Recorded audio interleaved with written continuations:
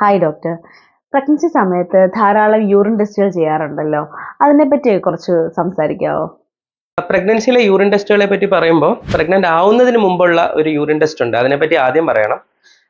സ്ത്രീകളിൽ ഓവുലേഷൻ നടന്നോ എന്ന് കണ്ടുപിടിക്കാൻ ഹെൽപ്പ് ചെയ്യുന്ന ഒരു ടെസ്റ്റ് ഉണ്ട്. അതായത് ഓവുലേഷൻ എന്ന് വെച്ച് കഴിഞ്ഞാൽ സ്ത്രീകളുടെ ഓവറിയിൽ നിന്ന് ഓവം, അതായത് അണ്ടം റിലീസ് ആവുന്നതിനെയാണ് നമ്മൾ ഓവുലേഷൻ എന്ന് പറയുന്നത്. അപ്പോൾ ഓവുലേഷൻ നടക്കുന്ന സമയത്ത് ബന്ധപ്പെട്ടാൽ, കോണ്ടാക്ട് ചെയ്താലാണ് പ്രഗ്നന്റ് ആവുക. അപ്പം ഓവുലേഷൻ നടന്നോ എന്നറിയാൻ ഹെൽപ്പ് ചെയ്യുന്ന ഒരു ടെസ്റ്റാണ് ഈ LH കിറ്റ്, അല്ലെങ്കിൽ യൂറിൻ ഓവുലേഷൻ കിറ്റുകൾ നമുക്ക് കിട്ടും. അപ്പൊ അത് ബേസിക്കലി എന്താണ് അത് നോക്കുന്നതെന്ന് വെച്ച് കഴിഞ്ഞാൽ LH എന്ന് പറഞ്ഞൊരു ഹോർമോൺ ഉണ്ട്. ല്യൂട്ടിനൈസിങ് ഹോർമോൺ എന്നാണ് അതിന്റെ പേര്.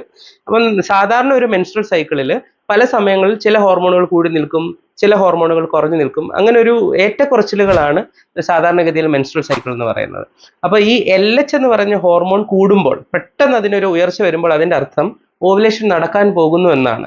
LHന്റെ ആ ഒരു കൂടുതൽ വന്നു കഴിയുമ്പോൾ ഒരു 24 to 36 hours കഴിയുമ്പോൾ ഓവുലേഷൻ നടക്കുമെന്നാണ്. അപ്പം ഈ LH കൂടുന്നത് ബ്ലഡിൽ കൂടുമ്പോൾ അതേപോലെ തന്നെ യൂറിനിലും കൂടും. ഈ LH യൂറിനിൽ കൂടുന്നത് ഡിറ്റക്ട് ചെയ്യുന്ന കിറ്റുകളാണ് ഈ LH കിറ്റുകൾ, അല്ലെങ്കിൽ ഓവുലേഷൻ കിറ്റുകൾ. അപ്പോൾ അത് ചെക്ക് ചെയ്ത് കഴിഞ്ഞ് കഴിഞ്ഞാൽ നമുക്കൊരു ഐഡിയ കിട്ടും. ഓക്കെ, നമ്മൾ ഓവുലേഷനിലേക്ക് എത്താൻ പോവുകയാണ്. അപ്പോൾ അതിനനുസരിച്ചിട്ട് ബന്ധപ്പെട്ട് കഴിഞ്ഞാൽ പ്രഗ്നന്റ് ആവാനുള്ള സാധ്യത കൂടും. ഈ ടെസ്റ്റുകൾ നമുക്ക് പ്രിസ്ക്രിപ്ഷൻ ഇല്ലാതെ തന്നെ ഫാർമസിയിൽ നിന്ന് വാങ്ങിക്കാനായിട്ട് സാധിക്കുമോ? ഇത് ഓവർ ദ കൗണ്ടർ ആയിട്ട് ഫാർമസികളിൽ നിന്ന് കിട്ടും. ഇങ്ങനെ ഓവുലേഷൻ കിറ്റ് എന്ന് പറഞ്ഞാൽ മതി. പല ബ്രാൻഡുകളുടെ ഉണ്ട്. അപ്പൊ അത് ചെന്ന് പറഞ്ഞു കഴിഞ്ഞാൽ അത് ലഭിക്കും. ഡോക്ടർ, ഈ ടെസ്റ്റ് ചെയ്യുന്ന സമയത്ത് നമ്മൾ എന്തെങ്കിലും കാര്യങ്ങൾ പ്രത്യേകിച്ച് ശ്രദ്ധിക്കാനായിട്ടുണ്ടോ? ഒന്ന് രണ്ട് കാര്യങ്ങൾ എപ്പോഴും ശ്രദ്ധിക്കുന്നത് നല്ലതാണ്. സാധാരണഗതിയിൽ നമ്മൾ എന്ത് ചെയ്യുമെന്ന് വെച്ച് കഴിഞ്ഞാൽ, യൂറിൻ ടെസ്റ്റുകൾ ഏർലി മോർണിംഗ് സാമ്പിൾ എടുത്താണ് ആൾക്കാർ ചെയ്യുക. ഈ LH ടെസ്റ്റ് ചെയ്യുമ്പോൾ അത് ആക്ച്വലി ദോഷമാണ് ചെയ്യുക. ഏർലി മോർണിംഗ് സാമ്പിൾ എടുക്കുമ്പോൾ ഫോൾസ് ആയിട്ട് നെഗറ്റീവ് വാല്യൂസ് വരാം. അപ്പൊ അതിന്റെ കാര്യം എന്താണെന്ന് വെച്ച് കഴിഞ്ഞാൽ, ഈ LH എന്ന് പറഞ്ഞ ഹോർമോൺ നമ്മുടെ ശരീരത്തിൽ കൂടുക ഏകദേശം ഉച്ച സമയത്താണ്.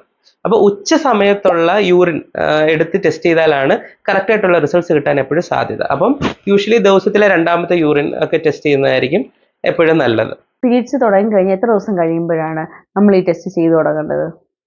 സാധാരണഗതിയിൽ ഒരു 28 ഡേയ്സ് സൈക്കിൾ ഉള്ള ഒരു കുട്ടിയാണെങ്കിൽ ഓവുലേഷൻ വരെ ഏകദേശം അതിന്റെ പകുതി, ഏകദേശം ഒരു 14-ാം ദിവസമായിരിക്കും. കുറച്ച് അങ്ങോട്ടും ഇങ്ങോട്ടൊക്കെ വ്യത്യാസങ്ങൾ കാണും. അപ്പോൾ നമ്മൾ യൂഷ്വലി പറയുക ഒരു 9-ാം ദിവസം അല്ലെ 10-ാം ദിവസം തൊട്ട് ഇത് ചെയ്ത് തുടങ്ങുക.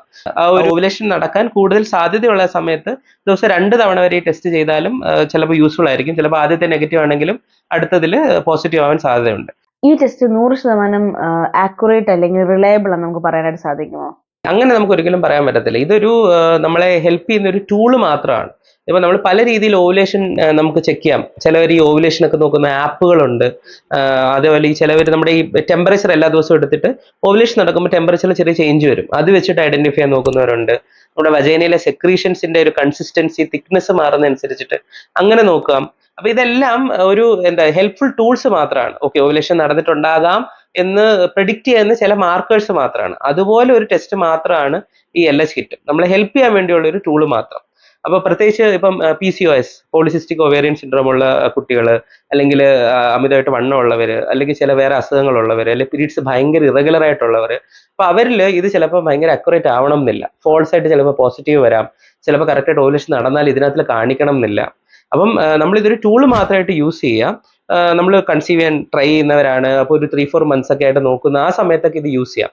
ഇത് യൂസ് ചെയ്തിട്ടും നമുക്ക് കറക്റ്റായിട്ട് ഒരു റിസൾട്ട് വരുന്നില്ല, നമ്മൾ പ്രഗ്നന്റ് ആകുന്നില്ല എന്നൊക്കെ ആണെങ്കിൽ ഒരു 3-4 months ഒക്കെ കഴിയുമ്പോൾ ഉറപ്പായിട്ടും ഒരു ഗൈനക്കോളജിസ്റ്റിനെ കാണുക എന്നത് തന്നെയായിരിക്കും അടുത്ത സ്റ്റെപ്പ്.